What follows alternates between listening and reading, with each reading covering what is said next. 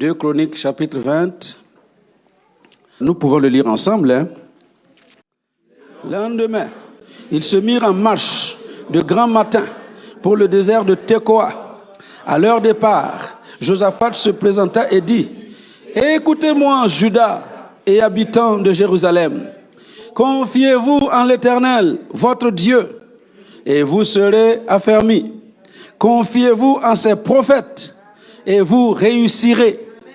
Puis, d'accord avec le peuple, il nomma des chantres qui, revêtus d'ornements sacrés et marchant devant l'armée, célébraient l'Éternel et disaient: louez l'Éternel, car sa miséricorde dure à toujours. Verset 22. Au moment où l'on commençait les chants et les louanges, l'Éternel plaça une embuscade contre les fils d'Ammon et de Moab et ceux de la montagne de Séhir qui étaient venus contre Juda. Et ils furent battus. Les fils d'Ammon et de Moab se jetèrent sur les habitants de la montagne de Séhir pour les dévouer par interdit et les exterminer. Et quand ils en eurent fini avec les habitants de Séhir, ils cédèrent les uns les autres à se détruire. Oh là là! Vous n'aurez pas à combattre. C'est eux-mêmes qui vont s'entretuer. Alléluia. Verset 24. Lorsque Juda fut arrivé sur la hauteur d'où l'on aperçoit le désert, il regardait du côté de la multitude, et voici, c'étaient des cadavres étendus à terre, et personne n'avait échappé. Josaphat et son peuple allèrent prendre leurs dépouilles. Ils trouvèrent parmi les cadavres d'abondantes richesses et des objets précieux, et ils en enlevèrent tant qu'ils ne purent tout emporter. Ils mirent 3 jours au pillage du butin, car il était considérable. Le 4e jour, ils s'assemblèrent dans la vallée de Beraka, ou Baraka, où ils bénirent l'Éternel. C'est pourquoi ils appelèrent ce lieu vallée de Beraka, nom qui lui est resté jusqu'à ce jour.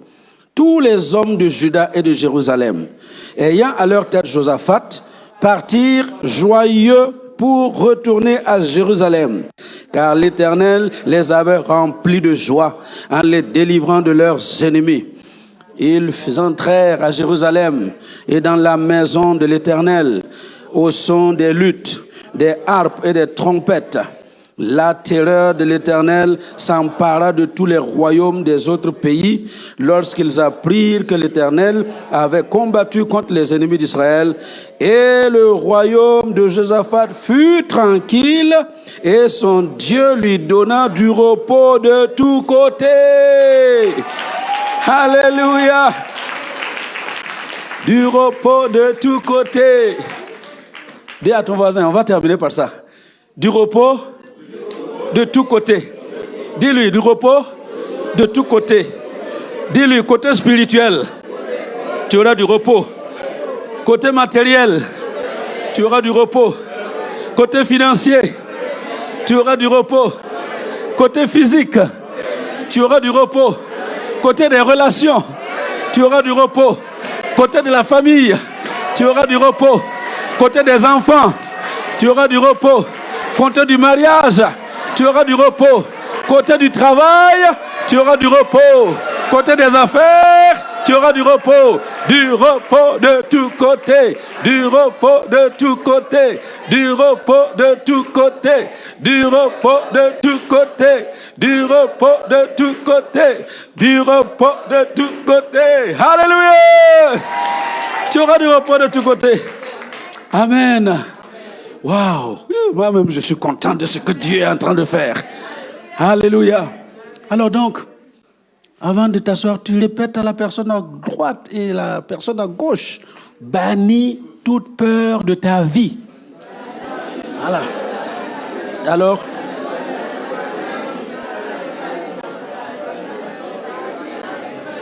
alléluia. Bannis toute peur de ta vie. Il faut bannir toute crainte de ta vie. Alléluia. Alors, c'est de cela que nous allons parler cet après-midi pendant quelques moments.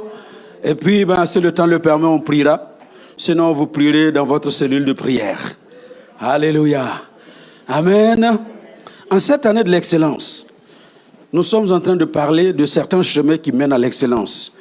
Depuis le 12 janvier, j'ai commencé cette série de prédications et je vous ai dit qu'il y a 7 chemins qui vont nous conduire à l'excellence en 2020.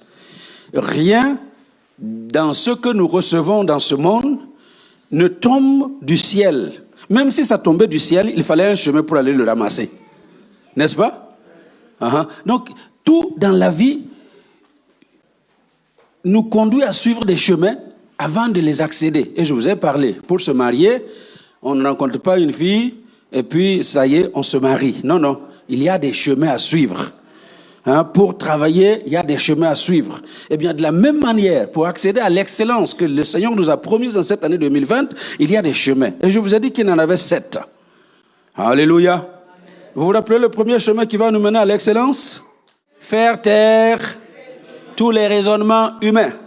Dans Nombre 14, nous avons lu les versets 6 à 9, combien les 12 espions qui ont été envoyés explorer le pays que Israël devait prendre en possession, des 12, il y en a 10 qui sont venus dire c'est imprenable, c'est impossible, on ne peut pas y aller parce qu'il n'y a que les géants. Et le pays engloutit ses habitants, il dévore ses habitants. Et la première chose qu'il fallait faire pour vraiment entrer sur ce chemin de l'excellence, c'est de faire taire les raisonnements humains. Il y a toutes sortes de choses qui nous disent que ce n'est pas possible. Il y a des obstacles sur notre chemin. Il y a toutes sortes de personnes qui vont nous amener à douter de ce que Dieu veut faire dans notre vie. Alors il faut faire taire toutes ces voix-là. Alléluia. Et puis ensuite, le 2 février, nous avons vu dans le Happy Sunday, le deuxième chemin qui va nous mener à l'excellence, c'était lequel? Éviter ou refuser la rébellion. Refuser la rébellion. Caleb a dit au peuple en son temps, ne soyez pas rebelles à la voix de Dieu. Refusez de suivre ce que Dieu nous invite à faire, c'est de la rébellion. Et il a encouragé le peuple à ne pas entrer dans la rébellion, à refuser la rébellion. Même si 10 espions sur les 12 voulaient amener le peuple à retourner en Égypte, il n'y en avait que 2 qui ont dit non, nous allons posséder ce pays, ce que Dieu nous a promis, il va nous le donner. Alléluia. Voilà. Et ceux qui se sont alignés derrière cette perception de Josué et Caleb, les enfants de ceux qui étaient sortis de l'Égypte, c'est eux qui sont entrés dans le pays promis. Alléluia. Alors, cet après-midi, le troisième chemin qui va nous amener à l'excellence en 2020, c'est justement bannir toute crainte de notre vie. Alléluia. Caleb a dit au peuple d'Israël, il leur avait dit, n'ayez pas peur, ne craignez pas. Ne craignez pas. Alléluia. Mais ceux qui avaient exploré le pays, Josué, fils de Nun, et Caleb, fils de Jephunnée, déchirèrent leurs vêtements et parlèrent ainsi à toute l'assemblée des enfants d'Israël. Le pays que nous avons parcouru pour l'explorer est un pays très bon, excellent. Ce que Dieu nous promet cette année, c'est quelque chose de très bon, excellent. Il dit, l'Éternel nous est favorable. Il nous mènera dans ce pays et nous le donnera. C'est un pays où coule le lait et le miel. Seulement, ne soyez point rebelles contre l'Éternel et ne craignez point les gens de ce pays, car ils nous serviront de pâture, ils n'ont plus d'ombrage pour les couvrir.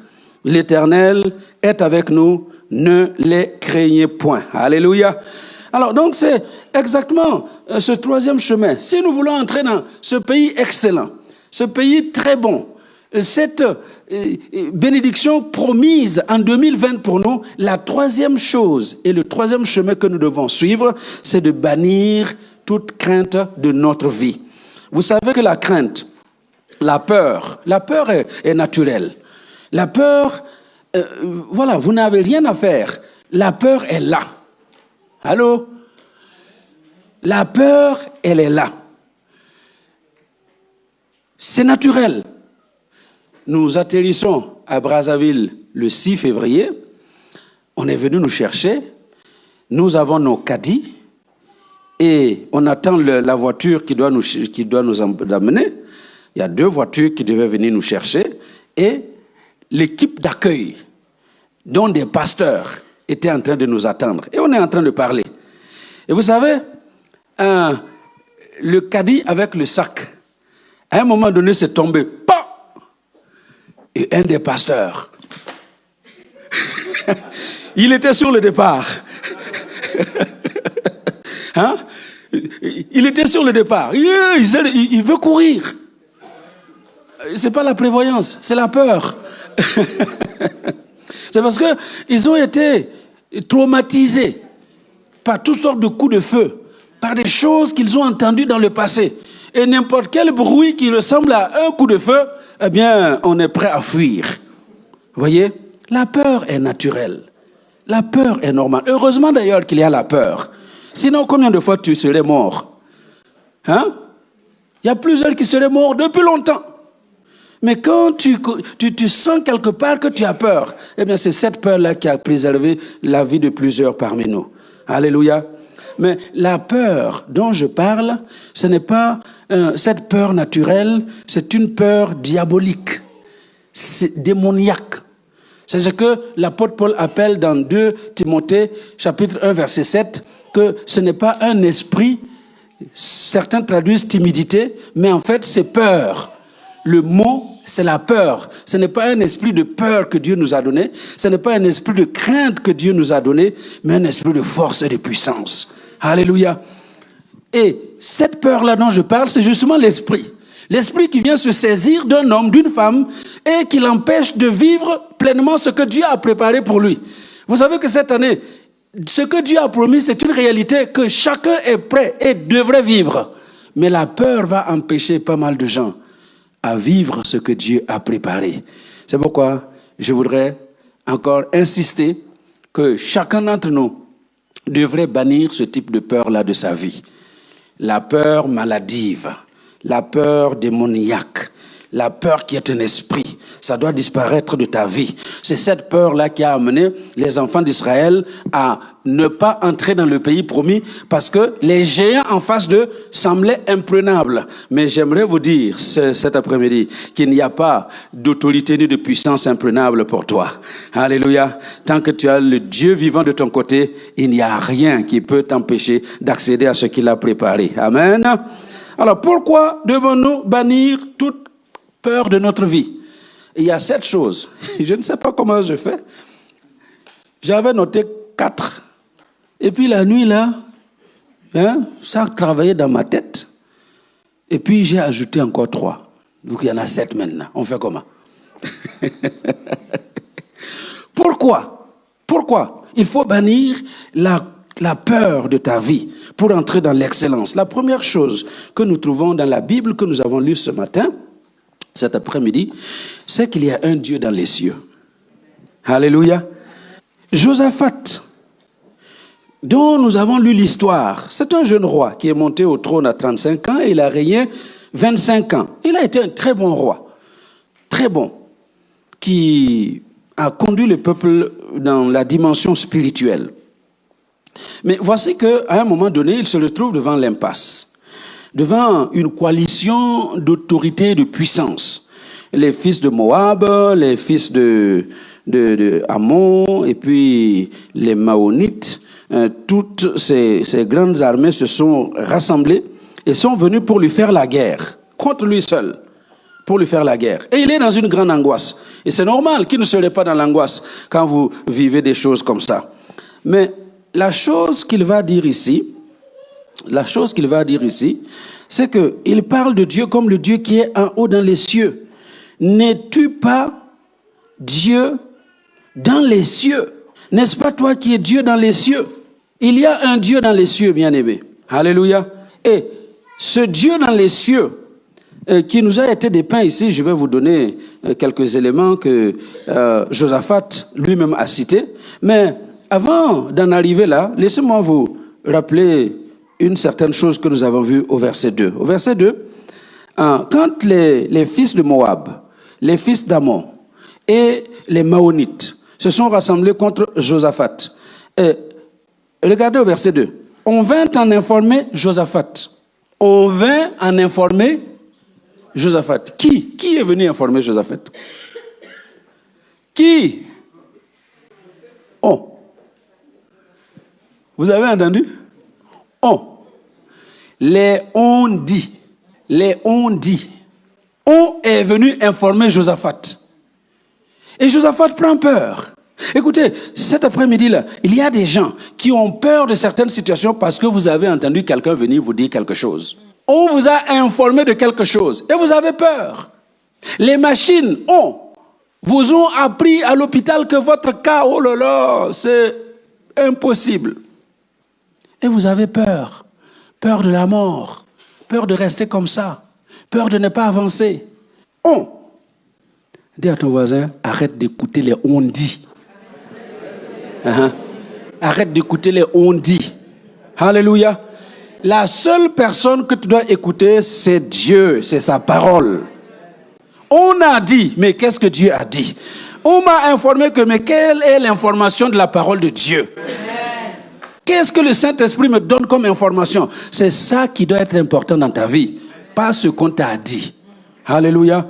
Et malheureusement, le roi Josaphat a fait attention à ce qu'on a dit. Et au verset 3, il prend peur. Mais ce que j'apprécie dans la vie de Josaphat, c'est qu'il ne prend pas peur comme nous, on prend peur aujourd'hui. Quand vous avez quelqu'un qui a peur ici, là, il attrape la dépression. Tu as quelque chose arrive, on t'a dit qu'il y a ça. La prochaine chose qui va arriver à ces gens-là, c'est la dépression. On ne dort plus. On n'a plus ceci. On n'a plus envie d'eux.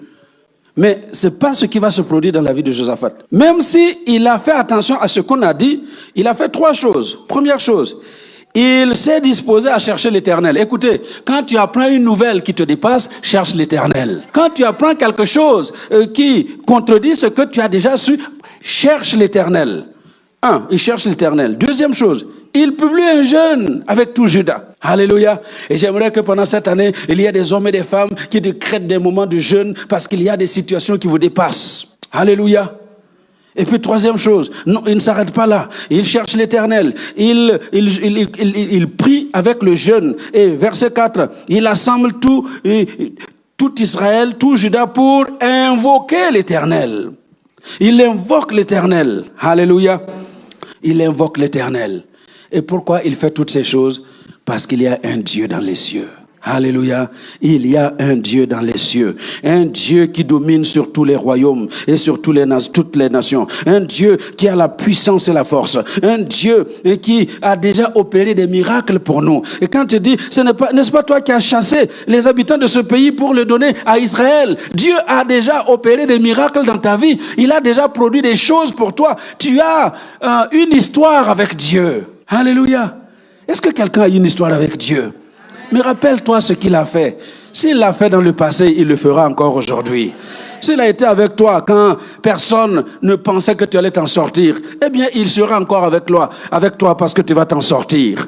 Il y a un Dieu dans les cieux. Alléluia. Nous avons un Dieu dans les cieux. Et parce que tu as un Dieu dans les cieux, tu peux ne pas avoir peur. Ce n'est pas un Dieu parmi les hommes. Vous savez, il y a des dieux parmi les hommes. Il y a des dieux. On est obligé de les porter. Vous avez déjà vu certains? On porte leur Dieu au dos, au cou, dans le sac, à la ceinture. Il y en a qui doivent porter leur Dieu quelque part. Mais notre Dieu, c'est lui qui nous porte. Alléluia. Tu n'as pas besoin de porter ton Dieu. C'est ton Dieu qui te porte. Il est dans les cieux. Il n'est pas impliqué dans les histoires de la terre. Voilà, dans tel endroit, on ne m'aime pas. Et parce qu'on ne m'aime pas, je ne vais pas avoir une chose là-bas. Non, Dieu n'est pas dans ses affaires. Alléluia. Les gens peuvent ne pas t'aimer, mais le Dieu dans les cieux, lui, il te voit, il t'aime et il va te donner ce qui est à toi. Alléluia. Amen. Il y a un Dieu dans les cieux.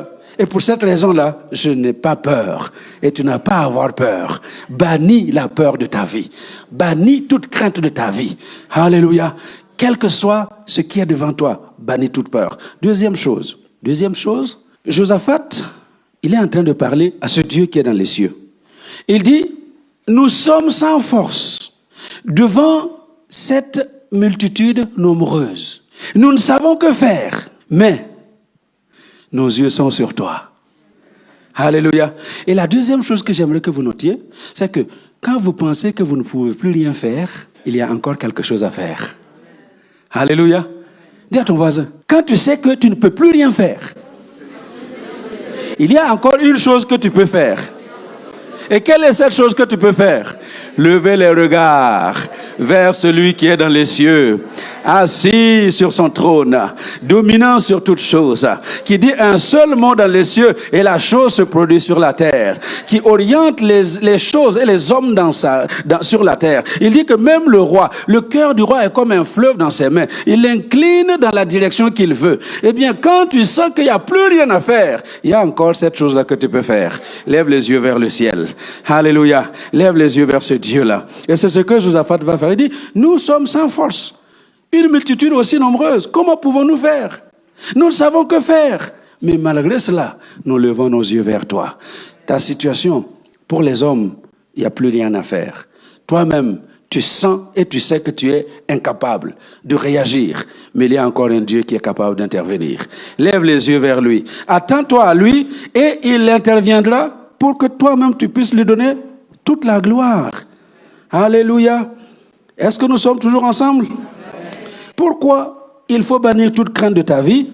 Parce qu'il y a un Dieu qui est assis dans les cieux, qui te voit et qui sait où tu es, qui sait ce que tu fais. Et ensuite, même si il semble qu'il n'y a plus rien à faire, il y a encore quelque chose que tu peux faire. Et je pense que ta présence dans la maison de Dieu cet après-midi, c'est le témoignage que tu es venu tourner les yeux vers celui qui est assis dans les cieux et qui est capable d'intervenir dans ta vie. Alléluia. Troisième chose, pourquoi il faut bannir toute crainte de ta vie? Eh bien, la troisième chose, nous la trouvons au verset 15. Verset 15. À la fin, il dit, ne craignez point et ne vous effrayez point devant cette multitude nombreuse. Ce ne sera pas vous qui combattrez, ce sera Dieu. Pourquoi ne pas avoir peur de ta vie et dans ta vie? Parce que ton combat, c'est le combat de Dieu. Amen. Mon combat est le combat de Dieu. Et Dieu fait comprendre à Juda, conduit par le roi Josaphat, que ce combat-là, ce n'est pas son combat à lui, à Israël, à Juda.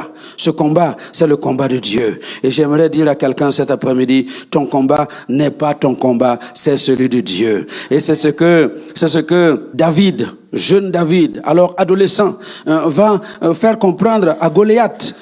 Goliath qui se dirigeait contre David avec sa lance, son javelot, avec son armure. Et David dit, mais moi, toi tu viens contre moi avec toutes tes armes, mais moi je viens contre toi au nom de l'Éternel des armées, dont tu as insulté l'armée. Alléluia. Et il dit, ce combat n'est pas le combat d'Israël. Ce combat, c'est le combat de Dieu. Alléluia. Et j'ai la bonne nouvelle pour quelqu'un cet après-midi. Ton combat, c'est le combat de Dieu. Alléluia.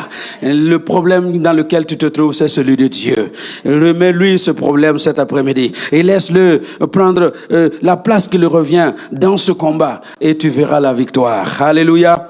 Tu verras la victoire. Et vous voyez, il explique à Israël, en fait, ce n'est pas vous qui allez combattre. Vous n'aurez point à combattre.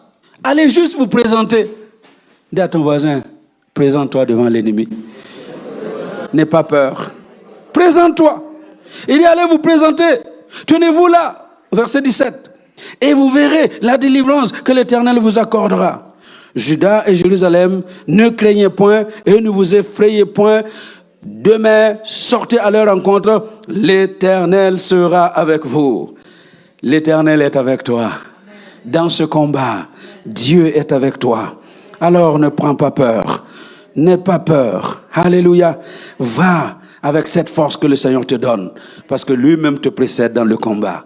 Amen. Et ce que j'ai beaucoup apprécié, quand Israël a compris que, en fait, ce combat-là, ce n'est pas mon combat. Il y a une armée nombreuse. Les Moabites, les Ammonites, les Maonites, ils sont là. Une armée, une coalition d'armées. si on regardait à nos propres forces, ce serait impossible. Mais nous avons un Dieu dans les cieux. Nous avons un Dieu vers qui nous pouvons tourner les yeux. Nous avons un Dieu qui a pris le combat à sa charge. Ce n'est plus notre combat, c'est son combat. Alléluia. Et vous savez ce qui va se produire, la suite, vous la voyez au verset 18, Josaphat s'inclina le visage contre terre et Juda et les habitants de Jérusalem tombèrent devant l'Éternel pour se prosterner en sa présence, et les Lévites d'entre les fils des Kéatites et d'entre les fils des Coréites se levèrent pour célébrer d'une voix forte et haute l'Éternel, le Dieu d'Israël. Alléluia. Quand ils ont compris que le combat, ce n'est pas leur combat, quand ils ont compris que le combat, c'est le combat de Dieu, vous savez ce qu'ils ont fait? Ils ont adoré Dieu. Ils ont adoré Dieu. Ils ont loué Dieu de façon anticipée. Est-ce que vous comprenez? Oh, c'est très facile quand vous avez un problème et puis Dieu vous a libéré du problème. C'est très facile de venir ici pour dire je vais témoigner. Est-ce que avant de témoigner, vous permettez que je chante un cantique? C'est très facile. Parce que là, tu es sorti de ton problème. Oh, c'est très facile de venir chanter des cantiques quand tu as été guéri, quand tu attendais le mariage qui tardait à venir, tu t'es marié, quand tu avais des difficultés à avoir des bébés et Dieu t'a donné des bébés miracles, quand tu avais tant de problèmes et Dieu t'a sorti là, c'est très facile de venir ici, je veux témoigner.